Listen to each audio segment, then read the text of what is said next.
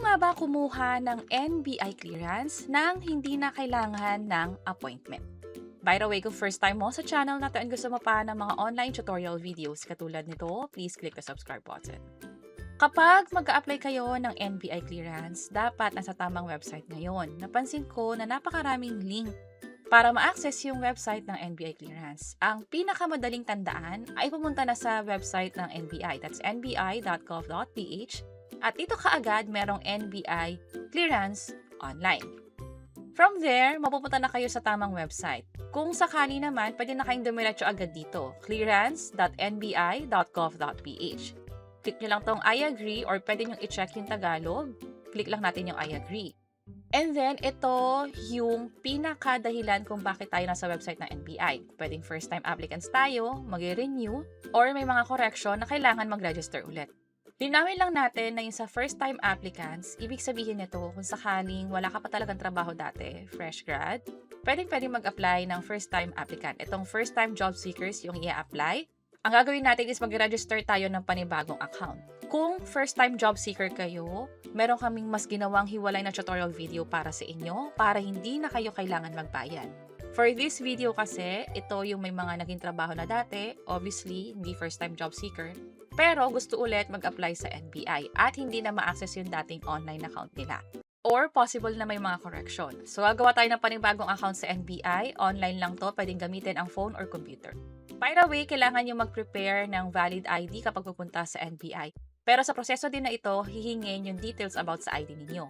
Click natin tong close. Close ulit dito. This time, pag mag-register ka ng account, pwedeng gamitin yung government ID o yung lumang NBI clearance na na-issue 2014 onwards. Optional lang naman ito, lalo kung nagkakaroon ka ng error. Halimbawa, sa ID, nung tinry ko yan, pili tayo dito. Ang pinaka-purpose pala kung bakit ka mag-i-scan ng ID is para ma-auto-fill yung mga information. Ibig sabihin kung ano yung nakalagay sa ID, mapifill up pa na yung mga details dito. Close natin. Piliin natin yung national ID or yung TIN. And then check natin tong I'm not a robot. Try natin yung scan ID. Nag-attempt siyang mag-scan pero nagkakaroon ng error.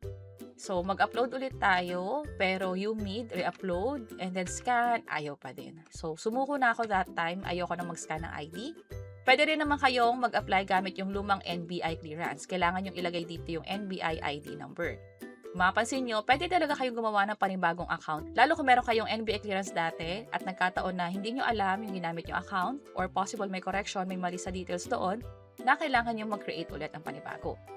So, ang gagawin natin ngayon is hindi tayo pipili sa dalawang to, pero pwede rin naman, almost same yung proseso, mag-fill out din kayo ng details. Fill upan natin tong gender, civil status hanggang sa bandang baba.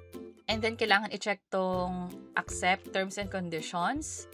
Kung mapapansin nyo nga pala dito sa cellphone number at email address, merong exclamation point. Hanggat exclamation point yan, hindi kayo mag-proceed sa next step. Either mali yung format ng number, either nagamit na yung email, either hindi talaga tatanggapin yung phone number kasi nagamit na. Kapag ganyan, hanggat exclamation, kailangan yung palitan iyan ng ibang number ninyo, yung active, at nakaka-receive ng OTP. Sa phone, magkapadala sila ng OTP. Sa email naman, magkapadala ng confirmation link. Also, dito nga pala sa civil status single, pero kung sakaling married kayo, hihingin yung details about sa apelido ng asawa ninyo, lalo kung babae yung nag-a-apply. For this case nga pala, ang ilalagay lagi ay yung pangalan ng dalaga pa. Hiwalay yung apelido nung napangasawa. Check natin tong terms and conditions. Tap tong agree. And then, na-check na siya. I-check ulit tong I'm not a robot. And then, sign up na tayo. Magkapadala ng OTP. Ganito yung itsura ng OTP. 248951. I-enter natin dito. Submit. At nagpadala ng activation link. Close natin to. Punta sa email. Meron dito ang activate account. Click natin yan. At makakapag-login na tayo. From here, i-enter yung email address at password na kinreate kanina. And then click sign in. From there, makikita nyo yung form. Kumbaga, dito kayo mag-fill out, gagawa kayo na account. So, pagpunta nyo sa NBI, hindi nyo na kailangan mag-fill out ng form. Instead, andito na siya, available na kaagad. May mga naka-grade out. Ito yung ginamit during registration. Ito yung kanina. Ang kailangan fill upan ay yung ibang details, lalo yung may asterisk. Yung middle name, birthplace, citizenship. Also, yung address niyo ilagay ulit dito yung cellphone number. Kung may spouse or asawa, ilalagay din dito yung details. Pangalan ng tatay, pangalan ng nanay, saan pinanganak. at other information. College graduate ba? High school? Anong trabaho? Anong religion? Height, weight, complexion, at identifying marks tungkol sa inyo. Kung may nunal ba sa mukha or anything na applicable dito. Kapag okay na, i-click itong Save Information, i-review kung tama lahat. Kapag may update, i-close lang to para makapag-edit ulit. Pero kung okay na, tap Submit. At okay na tayo. So, ang gagawin natin is pwede na tayo mag-apply. Pero double check nyo muna tong transaction. Diyan kasi mapupunta yung reference number. Sa ngayon, no current transaction. Balik tayo sa application, apply na tayo for clearance. Pipili na tayo ng ID na gagamitin. Kanina sinabi ko na gagamit tayo ng ID. Hindi naman kailangan picturean sa part na to. Instead, pili ka lang nung naka-ready mong ID. For this case, let's say birth certificate, ilagay dito yung ID number. I-click itong I agree. So, yun lang yung pinaka-purpose ng ID for now. And then, close natin to. Pwede rin i-check yung Tagalog version. Reminder nga pala na yung reference number na ibibigay is kailangan paid yon. Magisilbing gate pass na rin yon, or yun yung hihingin ng taga-NBI, yung reference number, para ma-access yung record ninyo. Click natin tong close, and then pili muna tayo ng branch. Kung ano yung pinakamalapit sa inyo or kung ano yung nadadaanan ninyo, mas magandang yun yung piliin ninyo. Sa case ko, try natin tong NBI clearance, yung sa UN. And then, pwede na tayo magbayad. Pag cash, hindi sa NBI site babayaran. Sa mga pawn shop o yung mga nakalagay dito. Halimbawa, yung sa To Go Express, sa Tambunting, sa mga pawn shop nga katulad ng Cebuana Luwilier. Sa SM pwede din at marami pang iba. Yan yung cash. Again, hindi sa NBI babayaran ito, kundi outside siya kung saan tumatanggap ng cash as payment.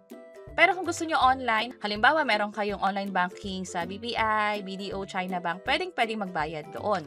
Kung Shopee Pay, pwede rin naman. Pero sa ngayon, naka-maintenance siya. I'm not sure kung by the time na tinatry nyo na is naka-maintenance. So, isa ito sa mga ito-double check ninyo.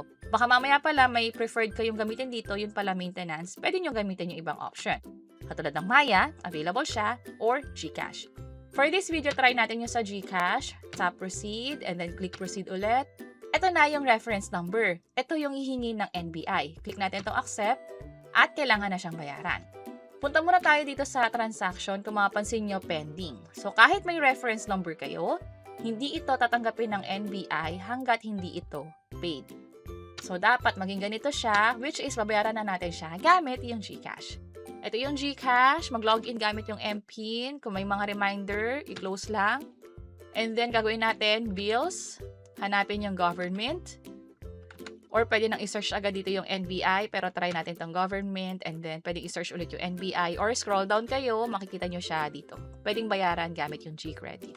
So, proceed tayo. Ang kailangan bayaran ay 160 pesos. Andito yung reference number na na-generate natin kanina, which is ito yon. Dapat hindi kayo magkamali kasi mahihirapan tayo mag-request ng refund. NBI ulit, reference number, cellphone number ninyo, email address. Sa bandang baba, i-click itong next. Pwede ko siyang bayaran gamit yung G-Credit. So, kung wala tayong balanse sa GCash, makakapagbayad tayo kung naka-activate yung G-Credit nga. Pero sa akin, yung wallet balance na lang. Tap ko yung next. I-review lahat ng information bago i-click itong confirm. Sinabi dito na kapag merong mali sa mga information, especially yung reference number, kayo na mag-reach out sa biller daw or sa NBI. Pag kinlik yung confirm, hintayin yung reference number, itago yon. At kapag binalikan nyo yung NBI ninyo, dapat paid na ngayon nakalagay dito. So, bago pumunta sa branch ng NBI, i-make sure na isulat nyo sa papel or picturean nyo ito. Sa case ko, sinulat ko sa papel para madali na lang iabot sa NBI officer. At dapat meron kayong dalawang government-issued ID na dala. National ID, UMID, passport, driver's license, birth certificate, tinatanggap nila. Yung etc., yung ibang government-issued ID. Katulad ng postal ID, senior citizen, solo parent, voter's ID, at marami pang iba dito. Kung meron kayong more than 2 ID, mas maganda at di sigurado.